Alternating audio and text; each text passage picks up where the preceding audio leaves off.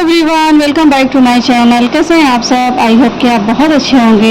यहाँ पे जो आप देख रहे होंगे कि ये नेल आर्ट किया गया है, तो ये नेल आर्ट किसी और चीज़ों से नहीं बल्कि क्ले से किया गया है। एक्चुअली मैं कुछ ही टाइम पहले गई थी सिटी कार्ट में, तो वहाँ से मैं क्ले लेके आई थी शिवा को खेलने के लिए, क्योंकि उसे बहुत ज़्यादा पसंद है। क्ले हुआ या स्लाइम हुआ, इन सारी चीज़ों से वो बहुत ज़्यादा खेलता है। तो ये रही उसकी छोटी वाली बुआ जो क्ले से बनाई है नेल आर्ट, और ये बहुत ही ज़्यादा सुंदर था।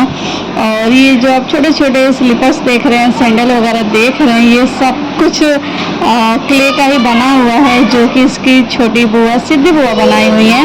और यकीन मानिए वो बहुत ही प्यारी प्यारी चीज़ें बनाती हैं, और उनकी ड्राइंग तो बहुत ज़्यादा अच्छी होती है। और इसे अगर आप ध्यान से देखोगे ना, तो ये बहुत ज़्यादा क्यूट दिखता है, और ऐसा लगता है ना कि बिल्कुल ओरिजिनल सा हो। किसी भी चीज़ों की कमी नहीं है इस चीज़ के अंदर। ये इतने प्यार से और इतना फिनिशिंग के साथ बनाई है। और देखिए हर टाइप को आपको दिखेगा यहाँ पे देखने के लिए। और ये सब चल ही रहा था, तो शिवा यहाँ पे अपना फ़ोन चला रहा है, क्योंकि मैंने मना किया हुआ था कि इसको ख़राब मत करना, क्योंकि वो इतनी मेहनत से बनाई थी ना कि फिर इसे मुझे हटाने का बिल्कुल भी मन नहीं हो रहा था।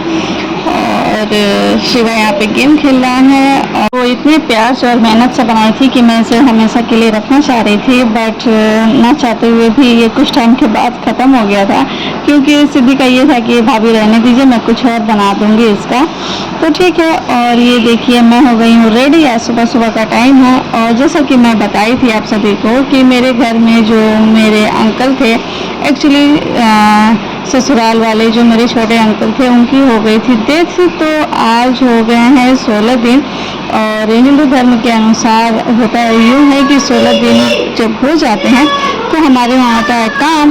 तो यहाँ पे मैं और शिवा दोनों हो गए रेडी। शिवा तो उन्हें बहुत ज़्यादा मिस करता है, उनकी जो भी उनकी एक्टिविटी थी, जैसे शाम को चॉकलेट लाना या फिर इसके लिए चिप्स वगैरह लेके आना, उन सारी चीज़ों को लेके ये बहुत ज़्यादा मिस करता है। और मुझसे पूछता भी है कि मम्मा और वो वाले दादा कहाँ हैं। फिर मैं उसे समझाती हूँ। तो ये सब तो होता रहता है, और कोई भी चीज़ हमें ऐसे इतनी जल्दी नहीं भूलते हैं, और उन्हें भूलेगा भी कोई नहीं, क्योंकि कुछ कुछ चीज़ें ऐसी होती हैं हमारी लाइफ में जो यादों के साथ हमारे लाइफ में रह जाती हैं। तो आज था हमारा उन्हीं का काम। तो यहाँ पे सब लोग आ चुके हैं और खाने की तैयारियाँ हो रही हैं। तो जो जो खाना रेडी हो जा रहा था वो सब कुछ मेरे किचन में बन रहा था, सॉरी रखा जा रहा था। और कुछ ऐसी छोटी चीज़ें थी जो मैं खुद भी बना ले रही थी किचन में, बाकी तो जो लोग थे वो बना ही रहे थे। तो यहाँ पे सलाद हो गया था रेडी। तो बच्चे बर्बाद ना करें, इस वजह से हम लोग ने मेरे किचन में ही रख दिया हुआ है, क्योंकि मैं किचन का डोर लॉक कर देती हूँ, तो ये थोड़ा सा सेपरेट सा हो जाता है। तो यहाँ पे कोई भी चीज़ सेफ रहती है। तो खाने में यहाँ देखिए सब्जी हो गया रेडी, और सब्जी बनी थी आज आलू और परवल की, और यहाँ पे बनी थी चने की मसाले वाली दाल, क्योंकि ये सारी चीज़ें वही हैं जो हमारे यहाँ हमेशा से बनती आई हैं। और कुछ कुछ चीज़ों में ऐसी होती हैं कि जिसे चेंज नहीं किया जाता है, तो वो तब वैसा ही बनता है। और मेरे मायके में तो थोड़ा सा रूल रेगुलेशन जो भी होते हैं वो अलग होते हैं, बट ससुराल में भी अलग होते हैं, दोनों का बहुत ज़्यादा डिफरेंट होता है। तो ये सारी जगह जगह की बात है। और ये है रही हमारी पड़दारी की भाभी। एक्चुअली हमारा बहुत ज़्यादा लंबा परिवार है।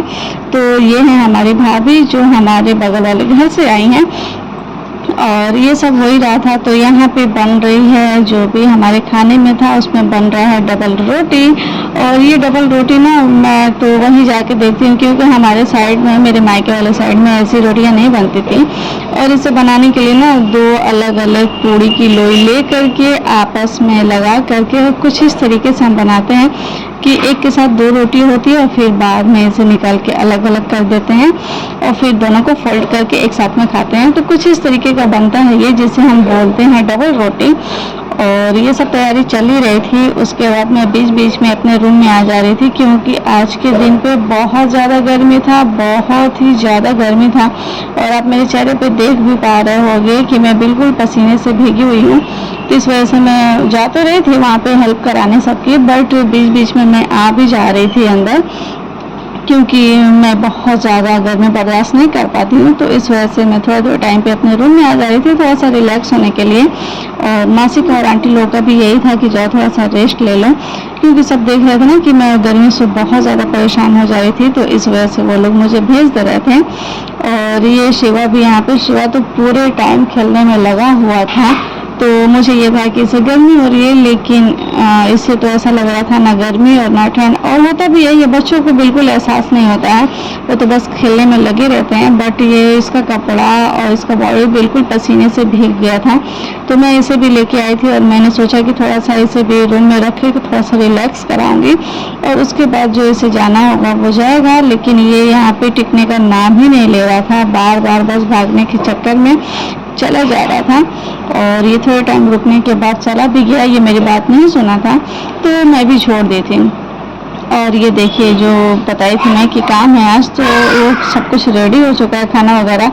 तो ये बाहर की तरफ लगा हुआ था, क्योंकि हमारे घर की औरतें जो हैं वो तो घर के अंदर खाना खा रहे थे, बट जितने जेंट्स वगैरह थे वो उनका सब कुछ जो भी व्यवस्था था खाने पीने का, वो सब कुछ बाहर रखा गया था। और बाहर इसलिए क्योंकि जेंट्स घर पे आए, मतलब बाहर के जेंट्स है ना, तो घर पे आगे खाना खाना, कौन कैसा है कैसा नहीं है, तो ये सारी चीज़ें नहीं अच्छी लगती हैं। तो इस वजह से हमने सोच के रखा हुआ था कि जो भी हमारे जेंट्स आएंगे मोहल्ले के हुए या फिर मार्केट के या फिर रिलेशन के, कोई भी, तो वो लोग बाहर से ही खाना खा के बाहर से ही चले जाएंगे। तो कुछ इस तरीके का था व्यवस्था हमारा, जो कि बाहर पे लगा हुआ था।